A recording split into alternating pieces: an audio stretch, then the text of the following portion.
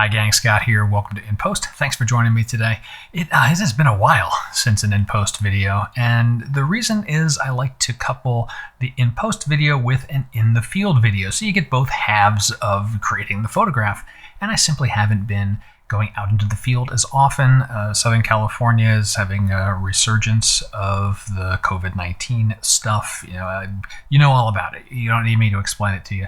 But I did get to head out for a brief outing to one of the local beaches. If you hadn't checked out In the Field, that was up earlier this week. And one of the photos that I got on that outing was this one here. It was before sun came up, and a fair amount of this is just kind of the ambient glow of the city behind the hills here, some of that artificial lighting.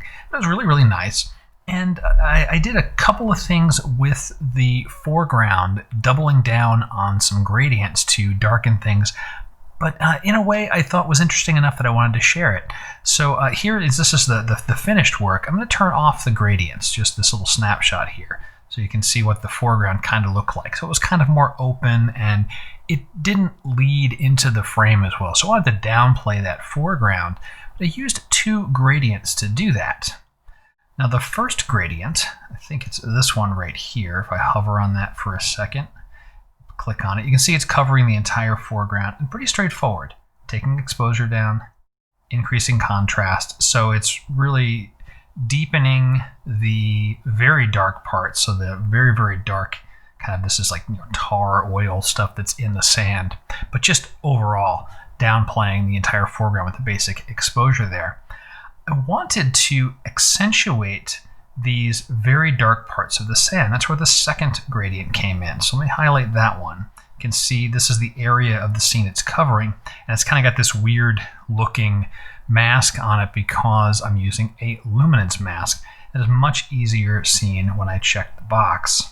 So you can see exactly where this is affecting. So the red areas is where the changes I've made, which are those same exposure and contrast changes, where those are being applied. If I turn off the luminance mask, you'll see it's that very, very dark part of the sand. So fundamentally, I'm doing a burn here, dodge and burn. I'm doing a burn to darken these things. But instead of just painting in on the streaks of sand that I wanted to darken, I found it faster to just use a range mask, dial that in, use the tool visually, just turn the box on and start working the sliders. So, as I open things up, we start affecting more. As we lower it down, we affect less. Now it's somewhere in this neighborhood. The smoothness will tell us how soft or how firm or rigid that transition is.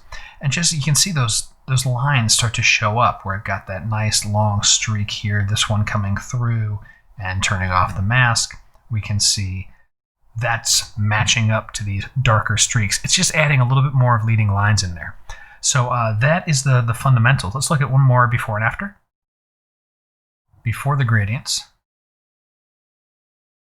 and after the gradients. I think it really helps the photo out. It sends me into the frame and out to see what was a really nice amount of color that early in the morning. Hope you found the tip useful. Got questions? Drop them below. And until next time, my name's Scott Davenport. Have fun.